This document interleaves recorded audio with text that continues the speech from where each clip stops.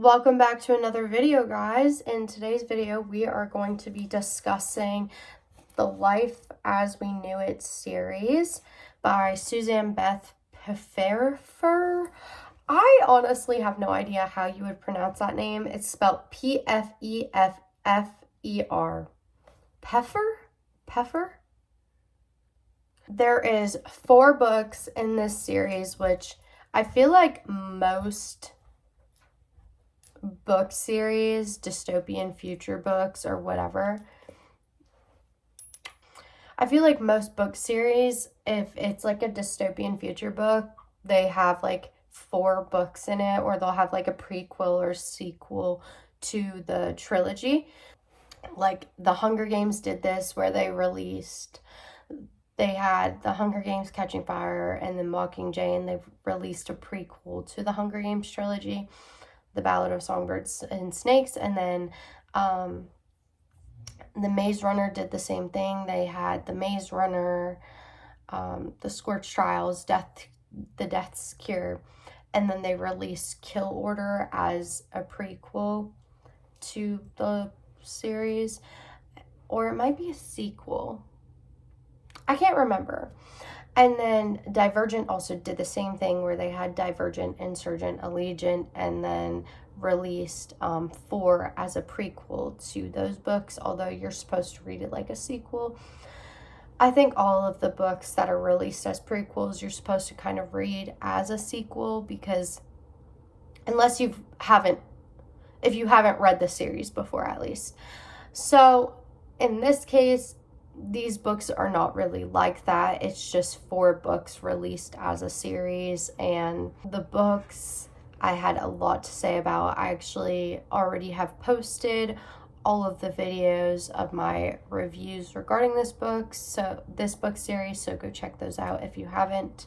But let's get into the actual video. We'll talk about book 1, Life as We Knew It. This is the first book in the series, and it took me about 7 days to read this novel.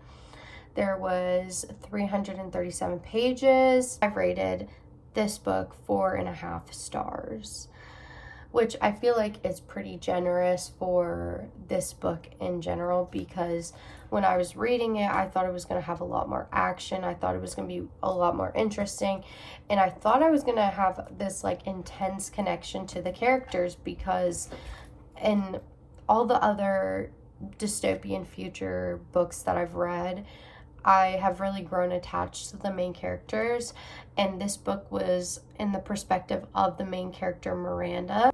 So you see everything from her perspective, and then it also is like titled by days, and then also it has months, so it will say like July, June, so on and so forth. Miranda's a 16-year-old girl, so honestly a 16-year-old girl is going to be super emotional character, and that's what I feel like we see a lot from Miranda. But I kept getting really, really annoyed by Miranda and her character, the way that she was written, because at 16 years old, she's written to be very naive and almost super selfish, and like not really caring about the world around her or her siblings or her family as much as she should, and really not aware of the seriousness of the situation that's happening.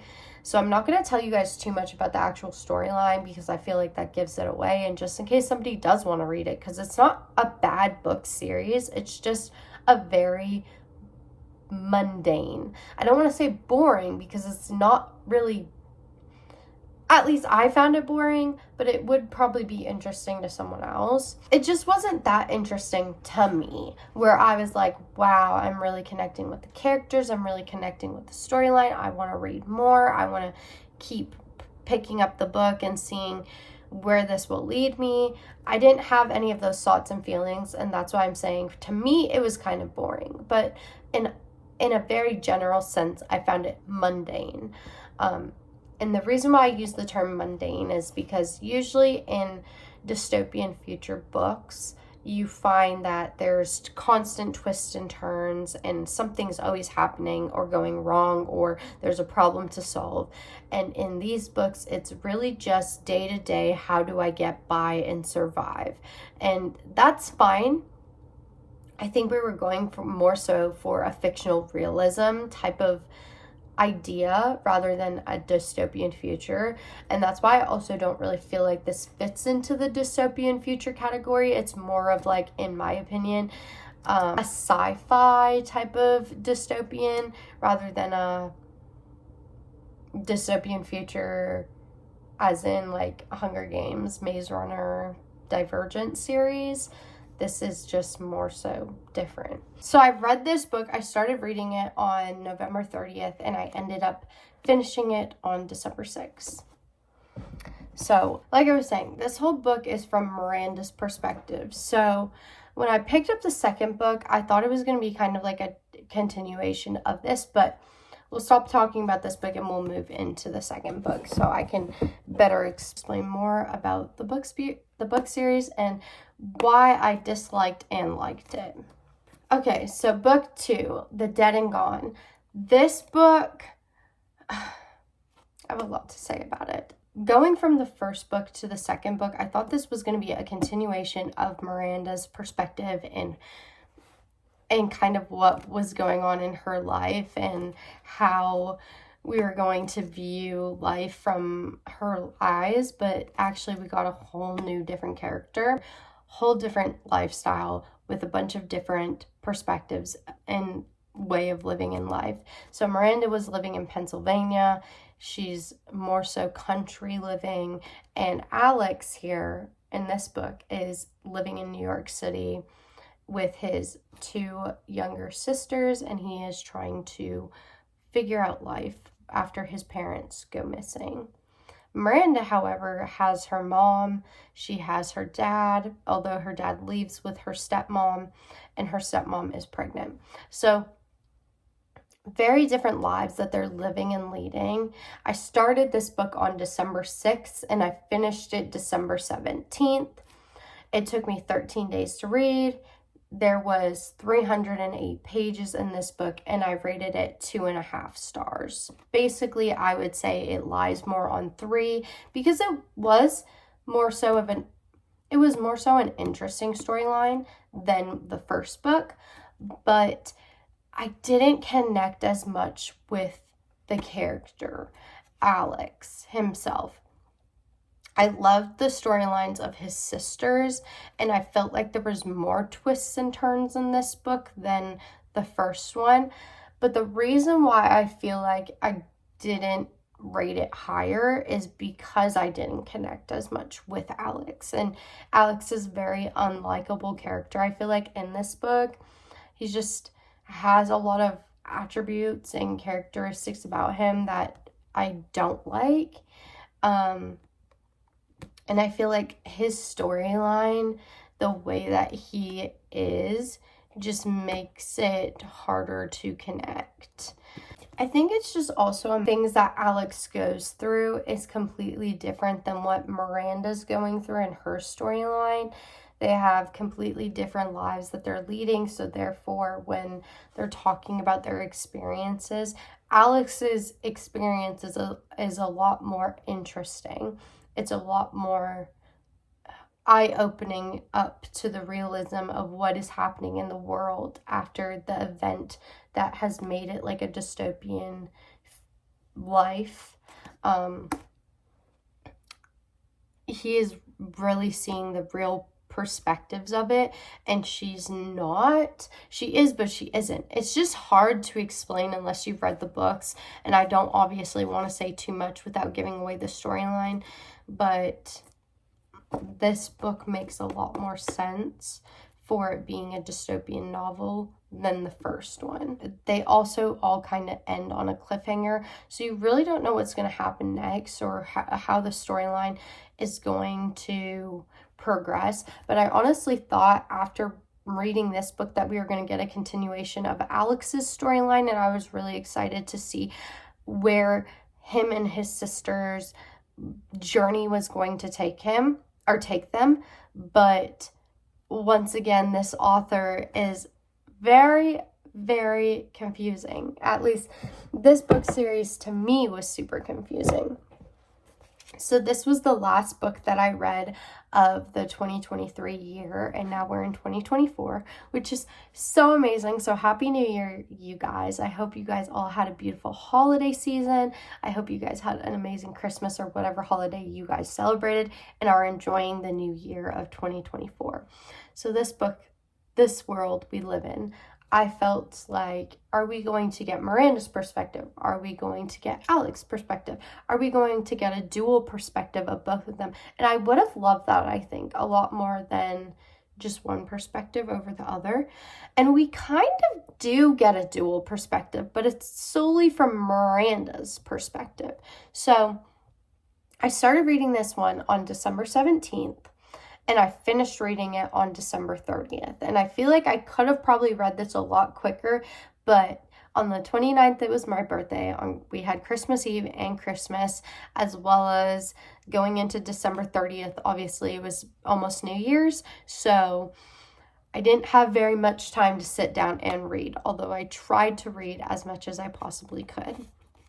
So this book took me 14 days to read, which is only a day longer than the last book, and it was 239 pages, and I rated it 3.5 stars. So we're getting higher up there, but this book was actually from Miranda's perspective, like I said. There was a lot of things in this book that I wish they would have explained from the last two books, but they didn't, especially the book before this, The Dead and Gone. I wish they would have explained Alex's storyline more. This is a little spoiler, so if you don't want to hear of any spoilers, skip ahead. But Alex and his sister end up meeting up with Miranda's family, and they become like one big family unit. It's very odd to me that they become like one big family unit, and her dad is actually the one that brings them back. So, and then the stepmom and baby is there, and so it's just a huge combination of a huge family unit. And there's so many different characters that are coming into play during this book, and then there's a lot of loss, there's a lot of love, there's a lot of confusion and anger and happiness and sadness, and everyone, I feel like, is just kind of trying their best. And then everything goes to shit, and they just really don't know how to function or be a family unit, but yet they're still trying.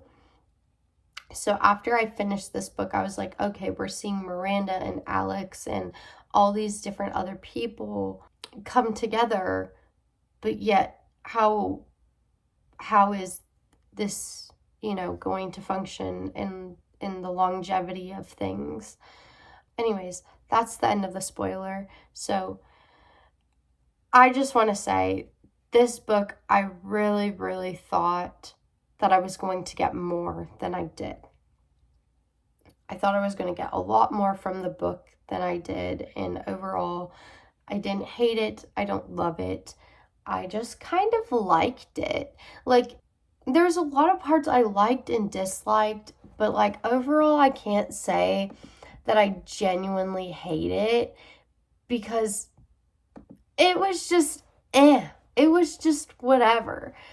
But it's not something that I really would ever want to pick up and read again. So now we're getting into the first book that I read this year, The Shade of the Moon. I feel like I was really confused when I picked up this novel, because it just was really confusing. So I started reading this book December 30th, and I finished reading it today, January 5th. It took me 8 days to read. The pages were 288 pages, and this was in the perspective of John, which is Miranda's brother. I didn't really realize that we were going to ever get a perspective from her brother. I don't know why we didn't continue the theme of Miranda, Alex, or why we didn't continue the theme of Miranda and Alex and then a duality. I don't get it. I'm also not the author, so I don't understand why the author chose to write the books this way, but I know she did it for a reason. Either way, I would rate this book probably about a 3. And the reason why I'm rating it a 3, and a very generous 3, I think I rated these books in general very, very, very generously. And the reason why I'm rating it a 3 is because I feel like overall I had a lot of questions. I found the storyline to be more interesting. However, it was still just so utterly just frustrating and so boring at times. And I was like, why do I have to keep reading this? But I am such the type of reader where I'm like, I commit, I need to follow through. I need to follow through to the end, because if I don't, I'm going to sit here wondering what happened to these characters. Even if I'm not connected to them, I'm just like, could the storyline get better? Most times it doesn't. I torture myself. So John's perspective I liked, but John has become such an unlikable character from the first book to this book. And it's just a matter of being like, I didn't find it interesting. The book also kind of left off on a cliffhanger, so I don't know if she wants to do more with these characters, if she is capable of doing more with these characters, or if she left it off on a cliffhanger just because that's kind of what the whole theme of this entire book series has been. I'm not going to read. If she does release more books for this series, I'm not going to read them, unfortunately, just because I don't find them interesting. It's not something that I need in my life, nor is it something that I am super looking forward to. I have a lot of other books that I could read this year that I'm far more interested in and want to read. However, I am kind of thankful that I started off this year and that's the first book that I read, because it makes me feel like I read a lot of books last year where I was just like meh. So if I start off with a book that's just like meh, maybe the books that I do read are going to be even better than that. But I did have a lot of questions. So based on what the characters were thinking and saying, and I'm going to leave those same questions with you guys. So when something big or catastrophic happens to the world or planet in any form of book series, I think the characters commonly have these questions. Is life better off elsewhere, or is it worse? They also constantly have a theme of religion, turning to God or against God in times of crisis. I feel like this is a pretty realistic thing that even just as human beings we do. There's also family, loving and hating them through the circumstances, but it can also make you closer to family, but it can also make you resent family.